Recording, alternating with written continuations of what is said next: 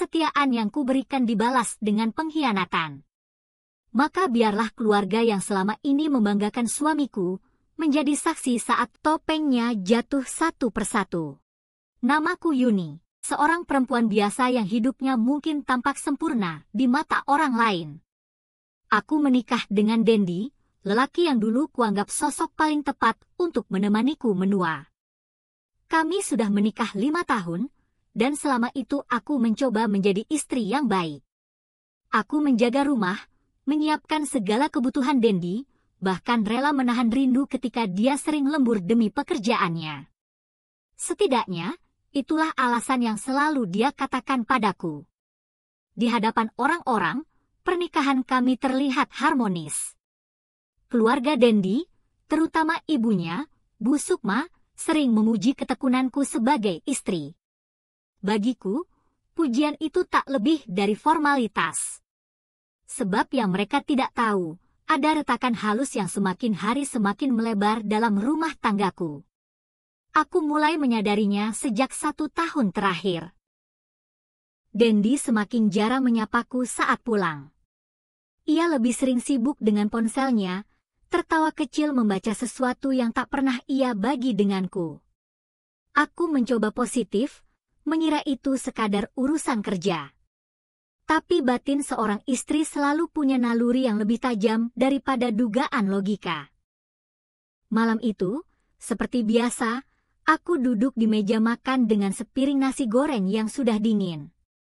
Jam menunjukkan pukul 11 malam. Dendi belum juga pulang. Aku menatap layar ponselku, membuka chat terakhir kami yang hanya berisi, "Aku lembur lagi, jangan tunggu." Kata-kata itu kian sering muncul, dan aku mulai membencinya. Ketika akhirnya ia pulang, aroma parfum asing menempel pada bajunya. Bukan aroma yang biasa kupakai, bukan pula bau kantoran. Rasanya seperti wangi bunga bercampur vanila yang menusuk hidungku. Aku diam, menahan pertanyaan. Lidahku keluh, tapi hatiku berteriak.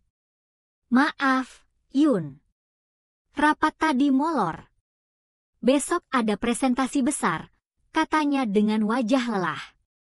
Aku hanya mengangguk, lalu mengambil jaketnya untuk dicuci. Saat itu, mataku sekilas menangkap kilatan notifikasi di ponselnya, sebuah nama yang belum pernah kulihat, Olive. Aku pura-pura tak melihat, meski jantungku berdentum keras. Malam itu aku sulit tidur. Kepalaku penuh tanya, siapa Olive? Sejak kapan ada hati merah di samping namanya? Dan mengapa Dendi tak pernah menyebutkan nama itu sebelumnya? Aku mencoba menenangkan diri dengan menelpon Bunga, sahabatku sejak kuliah. Tapi aku hanya bilang singkat, "Aku capek, Bun." Rasanya ada yang gak beres sama Dendi. Suaranya lembut di seberang, "Kalau naluri kamu bilang ada yang salah, berarti memang ada. Jangan pura-pura gak tahu, Yun." Kata-kata itu terus terngiang. Aku tidak bisa lagi menutup mata. Retakan kecil di pernikahan kami sudah mulai terlihat jelas. Dan aku tahu, cepat atau lambat, aku harus menemukan jawabannya. Malam demi malam, aku jadi seperti detektif di rumah sendiri. Aku mulai memperhatikan gerak-gerik Dendi, jam pulangnya, siapa saja yang menelpon. Aku bahkan nekat membuka laci kerjanya. Di sana aku menemukan struk pembayaran hotel. Bukan nama perusahaan yang tercetak, melainkan reservasi untuk 2 orang. Tanganku bergetar saat membaca tanggalnya, hari ketika Dendi bilang ia lembur semalaman. Air mataku jatuh, tapi tak lama kemudian mengering dengan sendirinya. Ada rasa perih yang sulit dijelaskan, sekaligus dorongan untuk tidak lagi hanya diam. Aku tidak ingin sekadar menjadi istri bodoh yang dikhianati tanpa perlawanan. Saat itu, di kamar gelap dengan cahaya ponsel menerangi wajahku, aku berjanji pada diriku sendiri, aku harus mencari tahu siapa Olive sebenarnya. Dan ketika waktunya tepat, aku akan pastikan semua orang melihat wajah asli Dendi. Tidak hanya aku yang menanggung luka, tapi seluruh keluarganya akan tahu siapa dia sesungguhnya. Aku menutup mataku malam itu, bukan untuk tidur, tapi untuk menguatkan diri. Retakan ini akan menjadi awal dari rencana panjangku. Sejak malam aku menemukan nama Olive di ponsel Dendi, pikiranku tak pernah benar-benar tenang. Setiap gerakannya terasa mencurigakan. Setiap senyum yang ia sembunyikan di balik layar ponsel membuat jantungku berdetak lebih cepat. Aku bukan tipe istri yang suka mengorek-ngorek privasi suami, tapi saat hatimu mulai remuk, kau rela melakukan apapun untuk mencari kebenaran. Maka pada suatu sore, ketika Dendi mandi, aku memberanikan diri membuka ponselnya. Jari tanganku bergetar saat menelusuri pesan-pesannya. Dan di sanalah aku menemukan percakapan itu. "Kangen kamu, kapan kita ketemu lagi?" tulis Olive. Balasan Dendi muncul tak lama setelahnya. "Sabar sayang, minggu depannya." Aku cari alasan dulu biar Yuni nggak curiga. Aku menutup mulut dengan tanganku agar tak menjerit. Rasanya dunia runtuh dalam sekejap.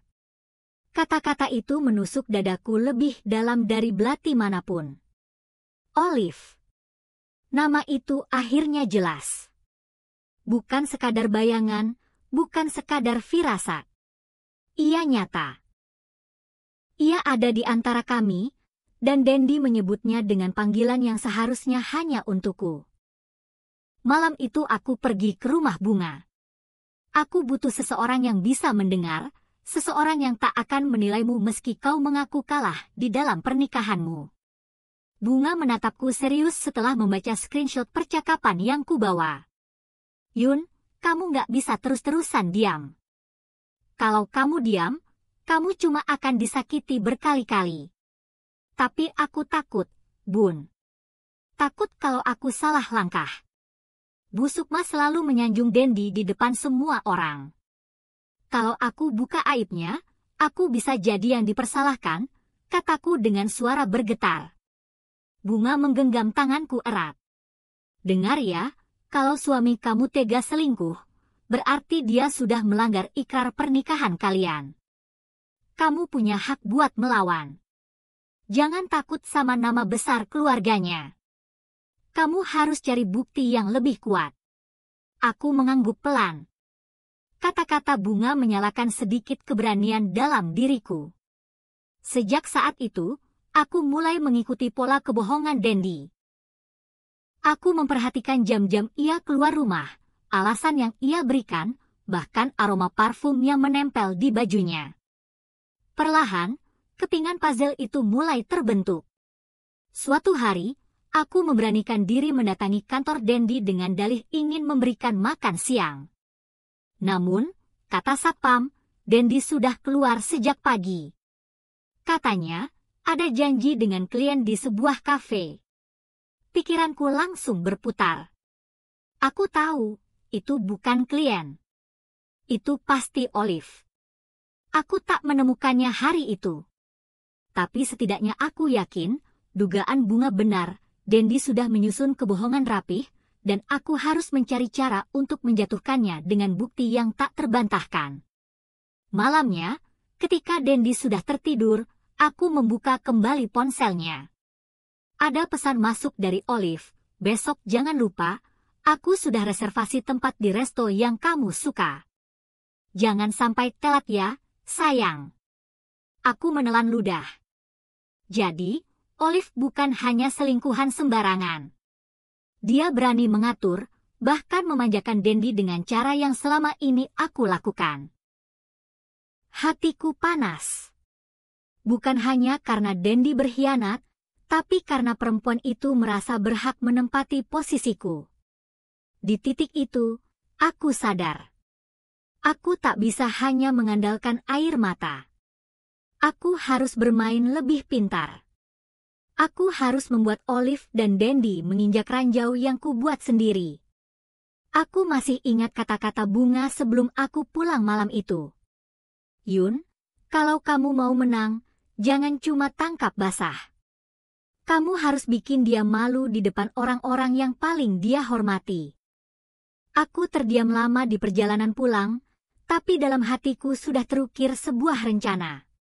Aku tahu kelemahan Dendi, ia terlalu peduli pada citra dirinya di depan keluarga besar, terutama di depan Bu Sukma. Jika rahasianya terbongkar di hadapan mereka, semua topengnya akan runtuh. Dan sejak malam itu, nama Olive bukan lagi sekadar luka di hatiku. Nama itu menjadi kunci untuk membuka semua kebusukan Dendi. Aku hanya perlu menunggu momen yang tepat. Sejak tahu nama itu, Olive, aku merasa hidupku hanya berputar di sekitarnya.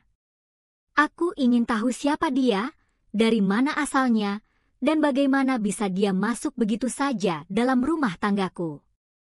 Rasa penasaran bercampur amarah membuatku sulit tidur. Aku sering terbangun tengah malam, menatap wajah Dendi yang tidur pulas di sampingku, sambil bertanya dalam hati, apa dia pernah memikirkan bagaimana hancurnya aku saat tahu semua ini? Beberapa hari kemudian, aku mendapat kesempatan yang tidak kuduga. Saat menghadiri arisan ibu-ibu komplek bersama Bu Sukma, aku mendengar bisikan nama yang membuat telingaku panas. Itu si Olive, ya? Cantik banget, padahal masih muda tapi sudah pinter banget cari relasi, kata salah satu ibu sambil melirik ke arah pintu masuk kafe. Aku menoleh cepat, dan saat itulah mataku bertemu dengan sosok perempuan yang selama ini hanya hadir lewat tulisan di layar ponsel. Rambut panjang, senyum manis, pakaian modis dengan tas mahal menggantung di lengannya. Usianya mungkin baru pertengahan 20-an, jelas lebih muda dariku. Aku tercekat. Jadi ini wajah di balik nama itu. Olive berjalan anggun melewati meja kami, menyapa beberapa orang dengan ramah. Dan betapa terkejutnya aku ketika salah satu ibu berkata, dia sering bantu proyek kantor besar loh, banyak kenalan sama pengusaha. Katanya juga dekat sama Dendi.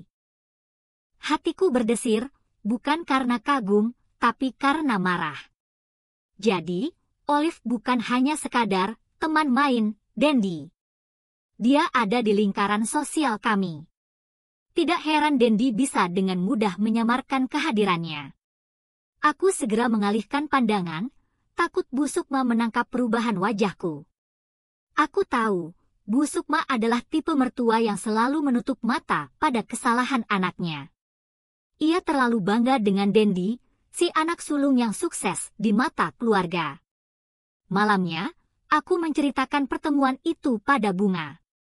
Bun, aku lihat langsung orangnya. Cantik, muda, percaya diri, gak heran Dendi bisa kepincut. Bunga mendengus. Justru itu, Yun. Perempuan kayak gitu biasanya merasa bisa ambil apa aja yang dia mau. Dia pikir kamu bakal diam. Dia salah besar.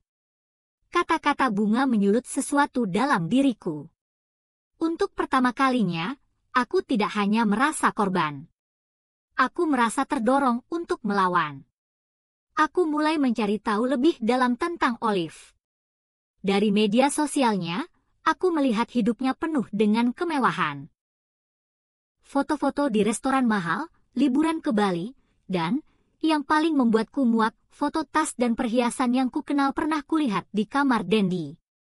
Jadi benar, Dendi membiayai semua itu dengan uang yang seharusnya untuk rumah tangga kami. Malam itu aku duduk sendiri di ruang tamu.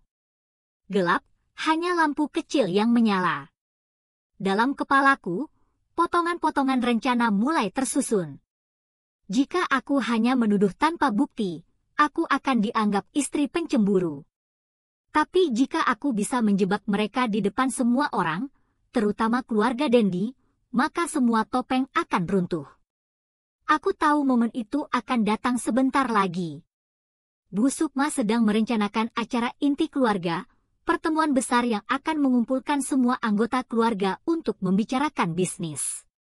Biasanya, Dendi sangat menjaga citra di acara seperti itu. Dia tidak akan mau ada noda di wajahnya. Dan disitulah aku akan menyerang. Aku harus membuat Olive hadir di acara itu. Aku harus memastikan dia datang tanpa merasa curiga. Aku akan menyusun undangan khusus untuknya, seolah-olah itu bagian dari acara resmi keluarga. Dengan begitu, ketika dia muncul, semua mata akan melihat siapa sebenarnya Dendi dan bagaimana dia mempermainkan istrinya. Aku tahu, rencana ini berisiko. Tapi aku juga tahu, hanya dengan cara inilah aku bisa melawan. Aku menatap bayangan wajahku di jendela malam itu. Mata yang dulu penuh cinta kini menyimpan api dendam. Aku berbisik pada diri sendiri, bersiaplah, Dendi. Bersiaplah, Olive. Aku tidak akan tinggal diam lagi. Dan dengan tekad itu, aku mulai menyusun langkah berikutnya. Hari-hari setelah aku melihat Olive secara langsung terasa berbeda. Kini, setiap kali Dendi berpura-pura sibuk atau pulang larut malam, aku tidak lagi hanya menangis dalam hati. Aku menyimpan kemarahan itu rapi, menunggu saat yang tepat untuk meledakkannya. Dan kesempatan itu datang lebih cepat dari yang kuduga. Suatu sore, Bu Sukma datang ke rumah kami. Dengan wajah sumringah, ia memberitahu bahwa keluarga besar akan mengadakan acara inti, semacam pertemuan khusus untuk membicarakan rencana bisnis keluarga. Semua anak-anaknya wajib hadir, tak terkecuali menantu. Yuni, kamu juga harus datang ya. Ini acara penting. Aku ingin semua keluarga tahu kalau kita semakin solid, kata Bu Sukma sambil menepuk tanganku. Aku tersenyum sopan, meski dalam hati aku geli. Solid? Kata itu terdengar seperti ironi, mengingat anak lakinya sedang bermain api di belakangku. Tapi justru disitulah peluangku. Malam itu, setelah Bu Sukma pulang, aku duduk lama di ruang kerja kecilku. Aku membayangkan bagaimana kalau Olive muncul di acara keluarga. Bagaimana ekspresi Dendi, bagaimana wajah Bu Sukma, dan bagaimana reaksi semua orang ketika tahu kebusukan itu. Senyum tipis muncul di bibirku. Itulah momen yang kutunggu. Aku mulai menyusun rencana. Pertama, aku harus memastikan Olive tahu tentang acara itu. Tapi tentu saja aku tidak bisa secara terang-terangan mengundangnya. Jika Dendi tahu, semua akan berantakan. Jadi aku harus melakukannya dengan cara yang halus. Aku meminta bantuan Bunga. Kami bertemu di sebuah kafe kecil, duduk di sudut agar tidak terlihat banyak orang. Bun, aku butuh kamu untuk sesuatu yang gila, kataku sambil menatapnya serius. Bunga menaikkan alis. Apalagi rencanamu, Yun? Aku menarik napas dalam. Aku mau Olive hadir di acara keluarga Dendi. Aku mau dia masuk ke sarang singa tanpa sadar, biar semua mata melihat. Bunga terdiam sejenak, lalu tertawa kecil. Kamu benar-benar nekat. Tapi aku suka. Gimana caranya? Aku menunjukkan rancangan undangan yang kutulis ulang. Formatnya sama dengan undangan resmi dari keluarga, hanya saja aku tambahkan nama Olive seolah-olah dia bagian dari tamu penting. Kamu yang akan mengirimkan ini ke dia. Aku nggak boleh ketahuan. Bunga mengangguk mantap. Serahkan padaku. Hari-hari berikutnya, aku menjalani rutinitas dengan wajah biasa, seolah-olah tidak ada apa-apa. Dendi tetap dengan kebohongannya, aku tetap dengan senyum tipis dan masakan hangat di meja makan. Tapi di balik itu, aku menyimpan rahasia yang akan mengguncang seluruh keluarga. Aku sempat ragu. Bagaimana kalau Olive tidak datang? Bagaimana kalau dia curiga dan memberitahu Dendi lebih dulu? Tapi aku percaya, dari yang kulihat, Olive tipe perempuan yang haus pengakuan. Kalau dia tahu ada acara keluarga besar, ia pasti tergoda untuk hadir demi menunjukkan dirinya lebih dari sekadar selingkuhan. Malam menjelang acara, aku duduk di depan cermin. Aku menatap wajahku sendiri, mata yang sedikit sayu karena kurang tidur, bibir yang pucat karena terlalu banyak berpura-pura. Tapi ada kilau lain di sana, kilau keberanian. Besok, semuanya akan berubah, bisikku pada bayangan di cermin. Aku berbaring di samping Dendi malam itu, mendengar dengkurnya yang tenang. Ia tidak tahu badai apa yang menunggunya. Ia tidak tahu bahwa aku, istri yang selama ini dianggap lemah, telah menyiapkan ranjau untuk menghancurkan topengnya. Dan ketika pagi datang, aku sudah siap. Hari itu akhirnya tiba. Acara inti keluarga yang sudah lama direncanakan Bu Sukma. Sejak pagi rumahku sibuk dengan persiapan. Aku mengenakan kebaya biru muda, wajahku dirias sederhana tapi rapi.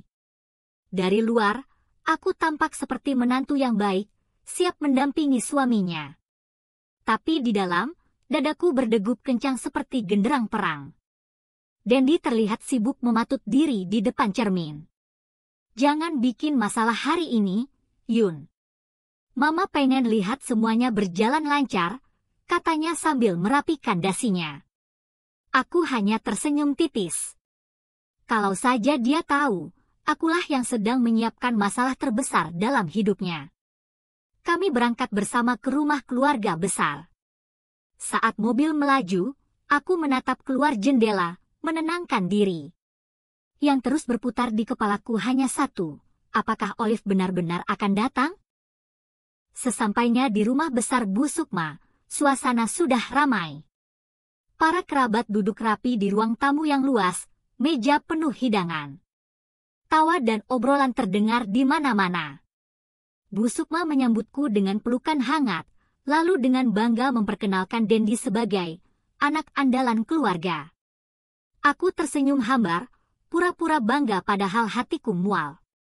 Aku duduk di samping Dendi, berusaha terlihat tenang. Tapi jantungku berdegup makin kencang seiring waktu.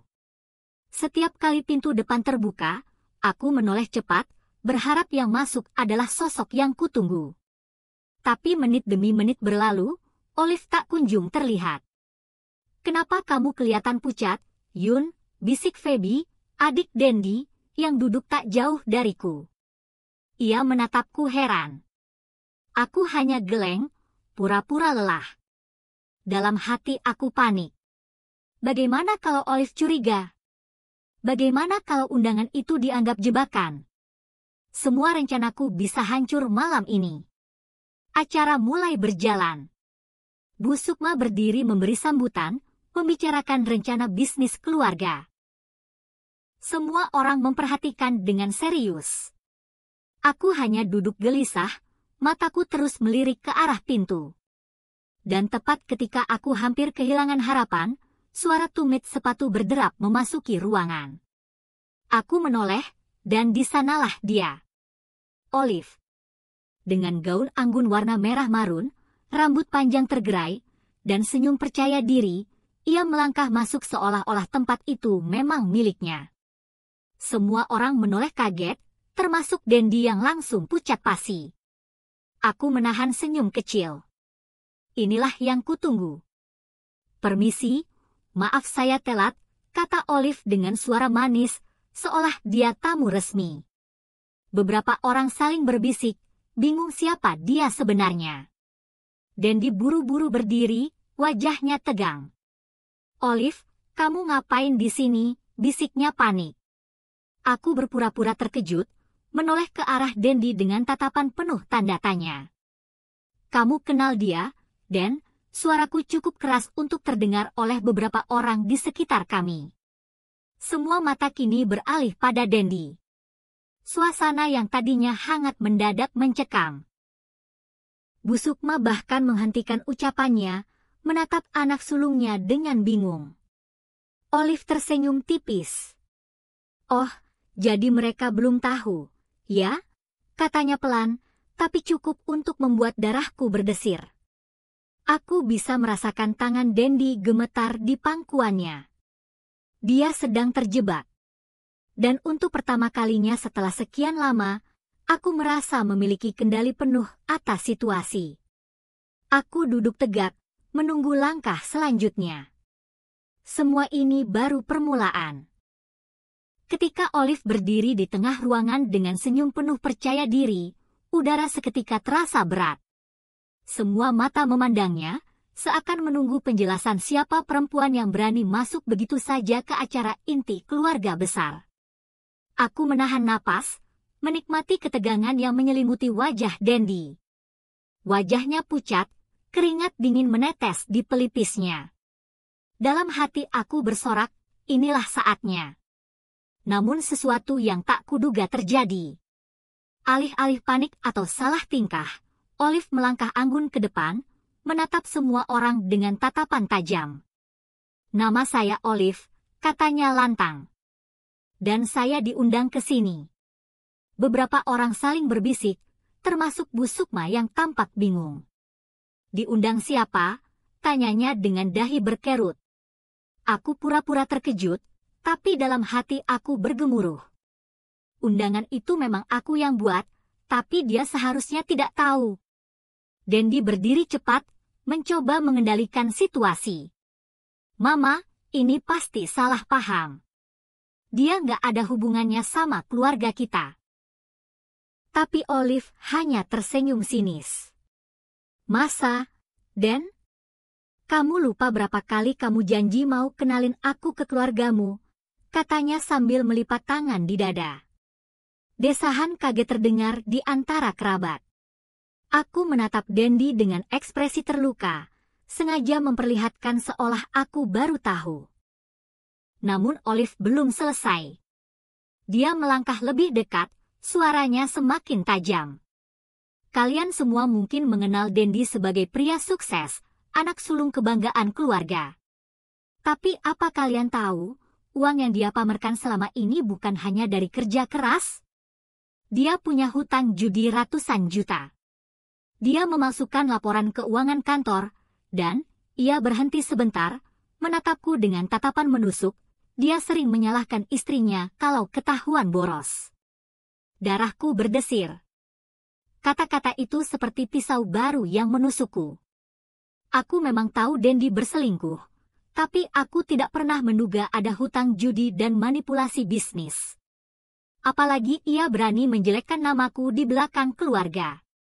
"Olive, cukup," bentak Dendi dengan wajah merah padam. "Jangan bikin malu aku di depan keluargaku." Olive terkekeh. "Malu? Bukankah kamu yang harusnya malu, Den? Kamu pikir aku perempuan bodoh yang cuma dipakai buat hiburan? Aku tahu semua rahasiamu, bahkan lebih banyak dari yang istrimu tahu." Suasana makin panas. Bu Sukma berdiri, wajahnya pucat dan kaku. "Dendi, apa maksud semua ini?"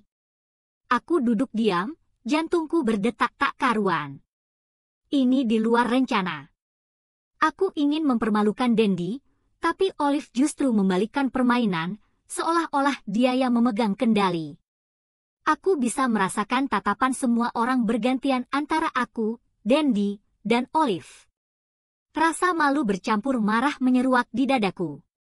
Tidak, aku tidak boleh kalah. Ini bukan saatnya mundur. Aku berdiri perlahan, menatap Olive tajam. "Jadi kamu sengaja datang ke sini buat buka aib suamiku?" tanyaku dengan suara bergetar tapi jelas. Olive tersenyum. "Aku cuma ingin kebenaran terlihat, Yuni. Kamu berhak tahu siapa Dendi sebenarnya. Tapi kalau kamu kira aku akan jadi korban permainanmu, kamu salah besar." Aku tercekat. "Jadi dia tahu rencanaku sejak awal?" Senyum kecil Olive seolah mengkonfirmasi pikiranku. Dia tahu. Dia sengaja menerima undangan itu, bukan untuk dipermalukan, tapi untuk menyerang balik. Dendi makin gelisah. Ia berusaha menggiring Olive keluar ruangan, tapi beberapa kerabat menahan. Mereka ingin tahu lebih banyak. Aku menatap wajah-wajah itu, kaget, kecewa, marah. Semua yang dulu menyanjung Dendi kini mulai ragu.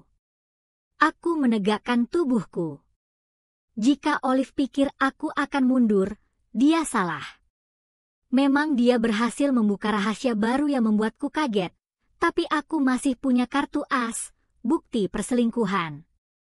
Aku menatap Dendi, suaraku tegas. Kalau begitu, mari kita buka semua. Biar semua orang tahu siapa sebenarnya kamu. Dan malam itu, aku bersumpah, permainan belum berakhir. Jika Olive ingin adu cerdas, aku siap.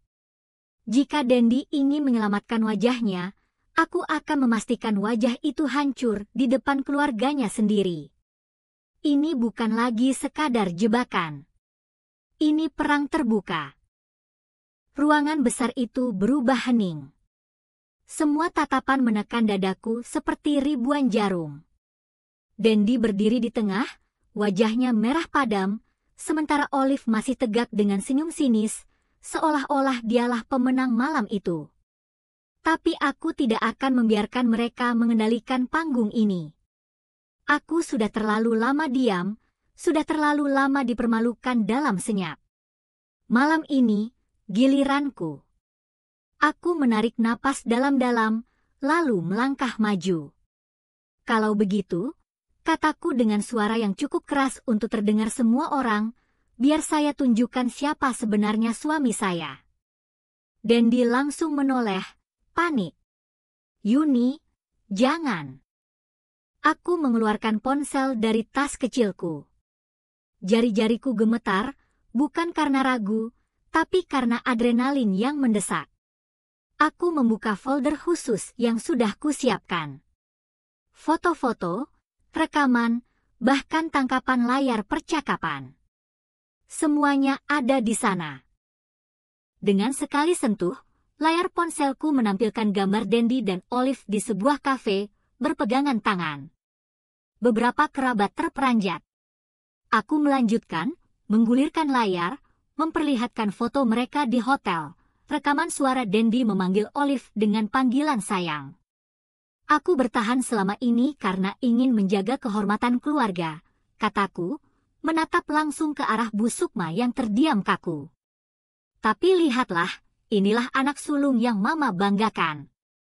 Suami yang katanya sibuk bekerja, tapi kenyataannya sibuk mengkhianati rumah tangga. Wajah Dendi pucat pasi. Itu nggak benar. Itu jebakan, rekayasa, suaranya bergetar. Tapi matanya tak mampu menatap siapapun. Aku mendengus. Rekayasa? Jadi kamu mau bilang aku sengaja buat semua ini? Kalau begitu, coba jelaskan, Den. Kenapa jam tangan yang kamu pakai di foto sama persis dengan yang kamu kenakan sekarang? Atau, mau jelaskan kenapa di rekaman ini jelas-jelas terdengar suara kamu sendiri? Aku memutar satu rekaman singkat. Suara Dendi keluar dari ponsel, jelas dan tak terbantahkan. Olive, aku janji habis acara keluarga, aku akan kabur sama kamu. Seketika suasana meledak. Beberapa kerabat menutup mulut, tak percaya. Feby menatap kakaknya dengan wajah kecewa. Bang, kok bisa? Bu Sukma berdiri kaku, wajahnya pucat. Dendi, hanya itu yang keluar dari bibirnya. Dendi mencoba meraih tanganku. Yuni, tolong, jangan bikin aku malu begini. Aku menepis tangannya kasar. Malu? Kamu pikir aku gak malu selama ini? Jadi istri setia, menutupi semua kebusukanmu, sementara kamu sibuk memeluk perempuan lain. Olive masih berdiri, tapi kini wajahnya tak setegang tadi. Dia menatapku, ada kekaguman samar di balik tatapannya. Mungkin dia tak menduga aku akan berani membuka bukti sejelas ini. Aku melangkah mundur, menatap semua orang. Kalian semua berhak tahu. Aku bukan istri bodoh yang diam menerima perlakuan seperti ini. Dan aku gak akan izinkan Dendi terus bersembunyi di balik nama besar keluarga. Keheningan yang tebal menyelimuti ruangan. Aku bisa merasakan posisi Dendi runtuh detik itu juga. Orang-orang yang dulu memuja kini menatapnya dengan jijik. Tapi aku juga tahu, ini baru awal. Mengungkap perselingkuhan hanyalah satu sisi.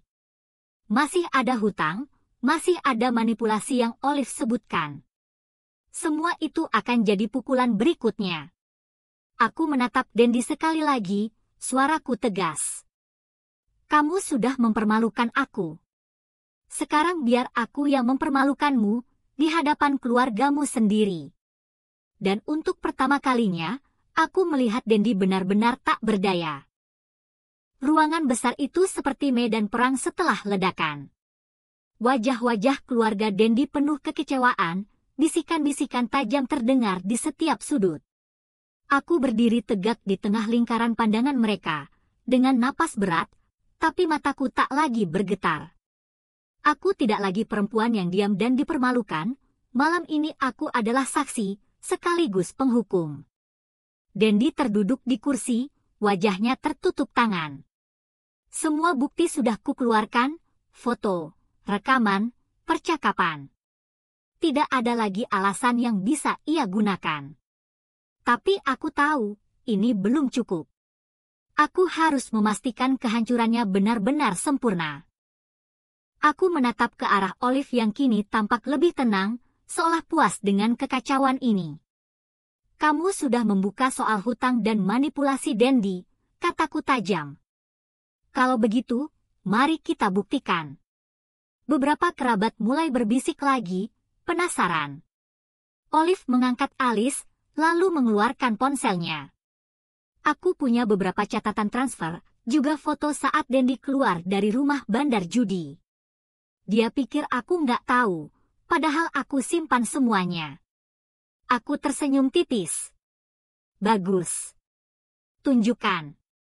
Dan di layar ponselnya, terpampang bukti transfer dari rekening Dendi ke nama-nama mencurigakan, nominalnya tak main-main, puluhan juta rupiah tiap bulan. Beberapa foto lain memperlihatkan Dendi tengah duduk di meja judi, jelas-jelas bukan bisnis resmi. Wajah Bu Sukma mengeras, matanya berkilat marah. Dendi, apa ini benar? Dendi hanya bisa menunduk, mulutnya bergetar tanpa kata. Aku melihat tubuhnya goyah, seolah semua beban akhirnya runtuh menimpa dirinya. Aku melangkah maju, menatapnya dari atas. Jadi selama ini bukan cuma aku yang kamu hianati. Kamu juga membohongi keluargamu, mengotori nama besar yang selama ini kamu banggakan. Tanganku sedikit bergetar, bukan karena ragu, tapi karena puas. Ada kelegaan yang selama ini tidak pernah kurasakan. Cukup sudah, suara Bu Sukma pecah, menggema di ruangan. Dendi, mulai hari ini Mama tidak bisa lagi membelamu. Semua usahamu, semua kebanggaan yang kamu pamerkan, ternyata palsu. Matanya basah, tapi tatapannya penuh kecewa. Kerabat-kerabat lain menggelengkan kepala. Feby menutup wajahnya dengan kedua tangan, tak sanggup menatap kakaknya lagi. Dan di momen itu, aku tahu segalanya sudah selesai. Aku menatap semua orang, lalu berkata dengan tenang, aku sudah lakukan tugasku sebagai istri. Aku sabar, aku menutup aib, aku berusaha setia. Tapi malam ini, aku serahkan semuanya pada kalian untuk menilai. Apakah dia pantas disebut suami? Apakah dia pantas disebut anak kebanggaan keluarga? Tak ada yang menjawab. Hanya keheningan, hanya rasa malu yang menggantung di udara. Aku menoleh pada Dendi sekali lagi, suaraku dingin. Mulai malam ini, kamu bukan lagi suamiku. Aku sudah cukup menderita. Sekarang giliran kamu yang menanggung akibat perbuatanmu sendiri. Wajahnya pucat, tubuhnya lemas. Dan aku tahu, itulah wajah kekalahan. Aku berbalik, melangkah keluar dari ruangan itu. Setiap langkahku terasa ringan, seakan aku baru saja membuang beban yang selama ini menindihku. Aku tak peduli lagi siapa yang menatap, siapa yang berbisik? Yang ku tahu, aku sudah menang. Di teras, udara malam menyambutku. Segar, bebas, dan penuh harapan baru. Aku menarik napas panjang, lalu tersenyum. Akhirnya, selesai. Dan untuk pertama kalinya setelah sekian lama, aku merasa merdeka.